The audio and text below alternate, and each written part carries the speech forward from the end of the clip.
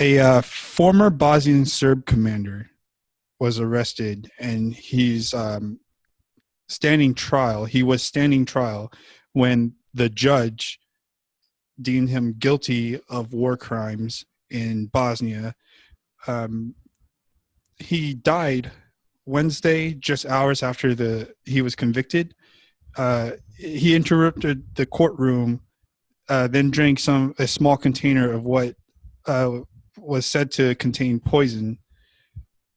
The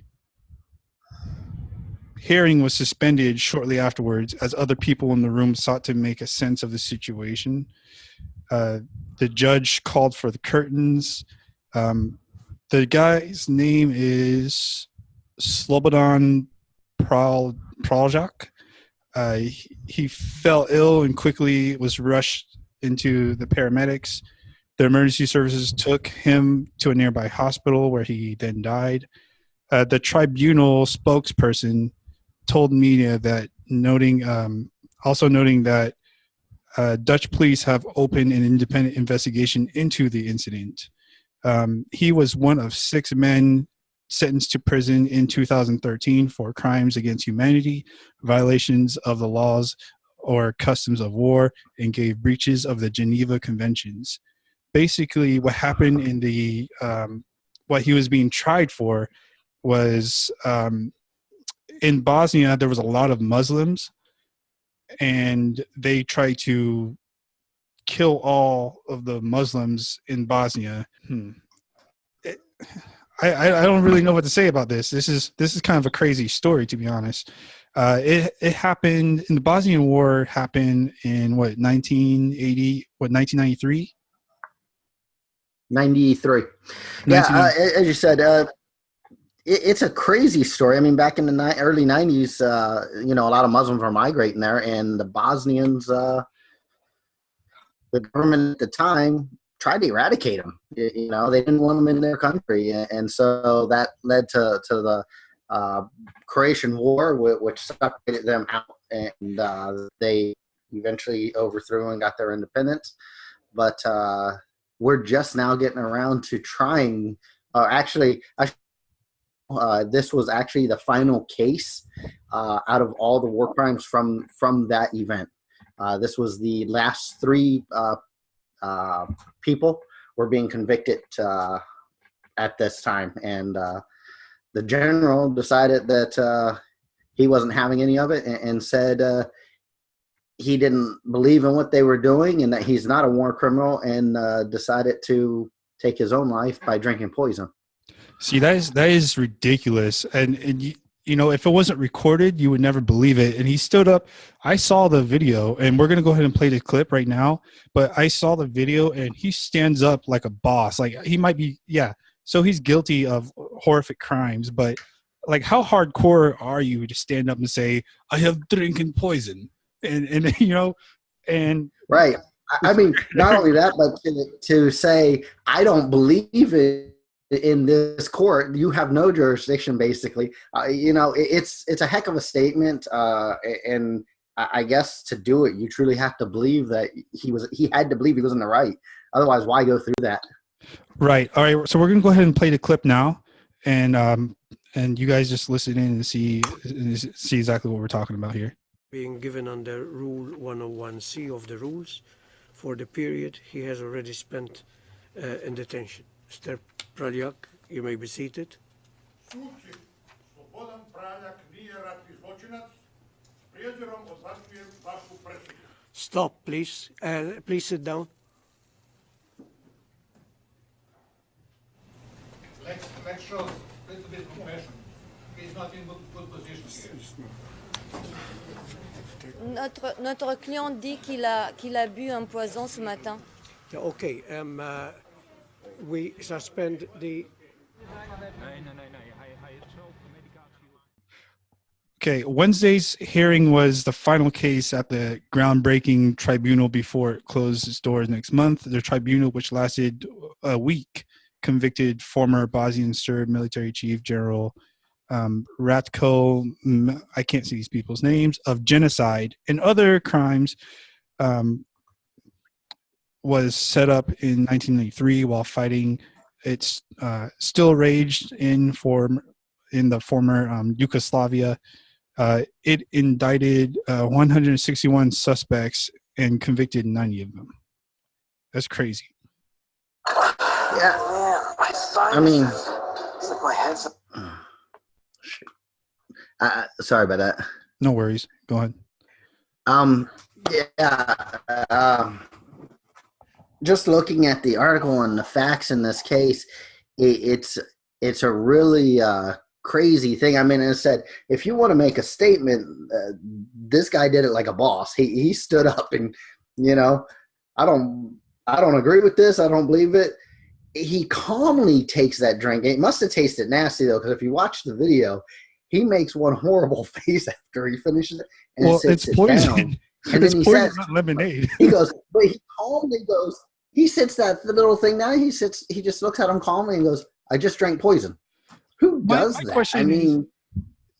My question is, he's in a courtroom at a hearing. Did they not check this man? Like, did they do any pat down or anything like that? Right. Yeah. I mean, how did he? There's a lot of questions that I'm sure will be investigated. How did he get the poison in? Where did it come from? Who gave it to him? I mean, because it's not like he's been roaming the street free up until this point and just wandered into the court freely of his own free will. I mean, he's been held until for the trial, and so someone had to have brought that to him. Had to have snuck it in or given it to him to sneak in, and they didn't do checks. I don't know. But it sounds like there's going to be a lot of investigation going on to figure it out. I mean, because this isn't like just one country's tribunal. This is the World Court's tribunal. This is a war crimes tribunal through the World Court. That's a big deal. Right. Who else faced a tribunal recently? It was Saddam Hussein, right? Where he went to a world court. He did. Yeah. Oh man, I really wish this would. By the way, if anyone is how wondering, many they convicted. Sorry about that. If anyone is wondering, we are actually me and Tom are. I'm in Nevada, Las Vegas, Nevada. I'm recording, and Tom is on the other side of the earth. I'm down in Tampa, Florida. Right, and so if you hear a little bit of breakup in the commentary here, or if it's turned into like an Android, don't worry about that. It's because we're using a chat program, and in the desert you don't really have a great signal, so just ignore that. Yeah, unfortunately, we have to apologize. As we get better and find better programs and technology, we'll definitely improve this. But with signal and even here, the signal's not always the greatest. It kind of it can break up. All right, so they did 6 Bosnian Croat political and military leaders have been convicted for the 2013 charges, war crime charges against Muslims.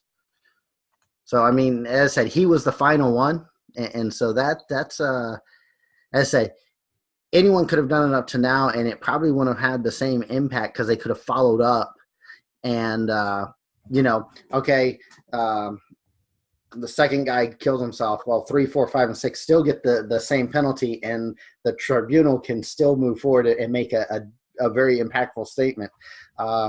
Being the last guy in the end of the tribunal altogether kind of takes the wind out of their sails. I mean, they still did good work. They still got justice for all those victims. I mean, as much justice as you can get to